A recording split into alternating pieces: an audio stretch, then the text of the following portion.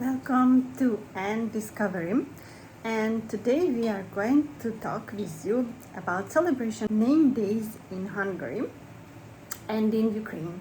Since I'm Ukrainian, I will show you how I am celebrating my name day. By the way, interesting that Ukrainians changed their religious calendar, and right now many religious holidays were skipped further or moved further in 2 weeks, and right now, for example, my name day, which is summer day, changed the date into 2 weeks. So right now we can say Ukrainian Anna's Day and Hungarian Anna's Day almost merged into the same one. We can say we have difference one day, and that's why we decided to celebrate in Ukrainian Hungarian style. I will show you how we did it.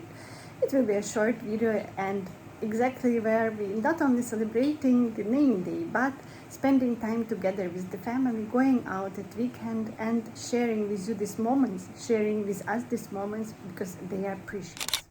I think we all thought that we did the right thing, but it didn't turn out that way. It's been heavy and we're starting to break, but I hope you'll be okay.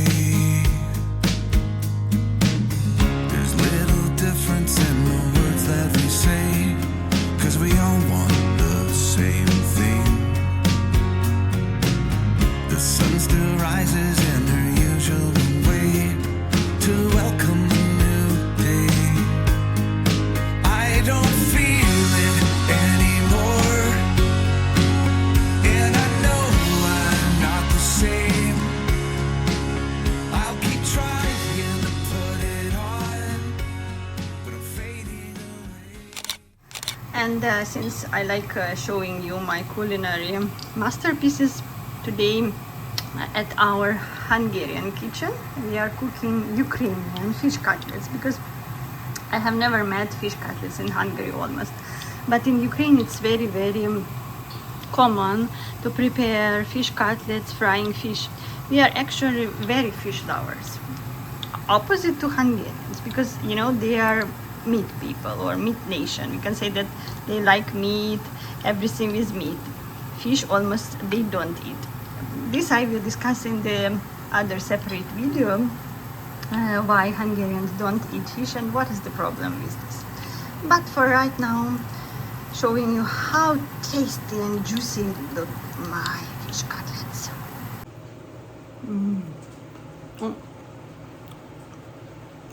The chef should taste, right?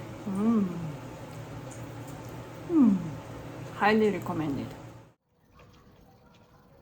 By the way, a very wonderful, lovely evening, sky, perfect, unbelievable just, and flowers in the background. We are walking in our neighborhood with a child that evening and enjoying these colors, showing you, also sharing with you.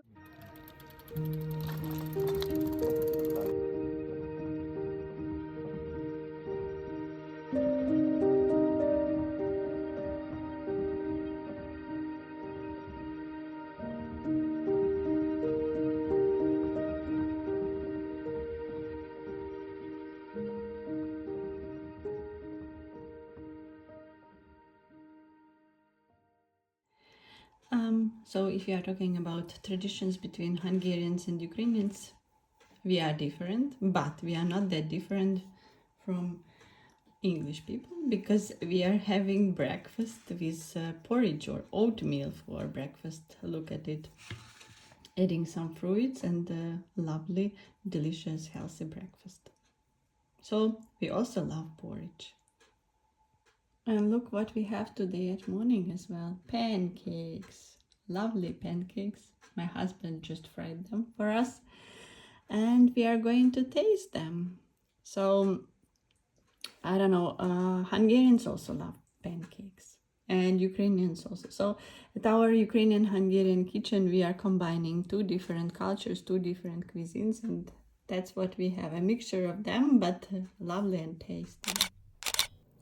So the tradition of celebration of name days in Hungary and Ukraine is not that different, I guess. The most important that you have celebrated to celebrate and to spend time together with your family and friends. The only particular difference, what I recognized, is that you really have to greet each other. And in Hungary, it's very important to greet your friends and family. Friends? Members, yes, with your name. Otherwise, you have to be included in a blacklist. And next year, they just simply won't greet you. So be careful. But you might tell that this is a big joke. Hungarians like joking, but they are very, very strict about rules and standards as well. We started this video on a very positive note. Celebration of name day is actually Anna's Day in Hungary and Ukraine. A little bit you saw how we did it, a little bit I told you secrets of the celebration in Hungary, but unfortunately we are finishing this video maybe not on the most positive note, since you know it's I am Ukrainian, and having this blog in English imposes on me some mission to tell you that unfortunately Ukrainians nowadays are not able to celebrate, exactly since the war. They not always have the opportunity to celebrate it, and unfortunately today again in Kiev, the capital of Ukraine, was big shooted directly the multi-story building where people were sleeping.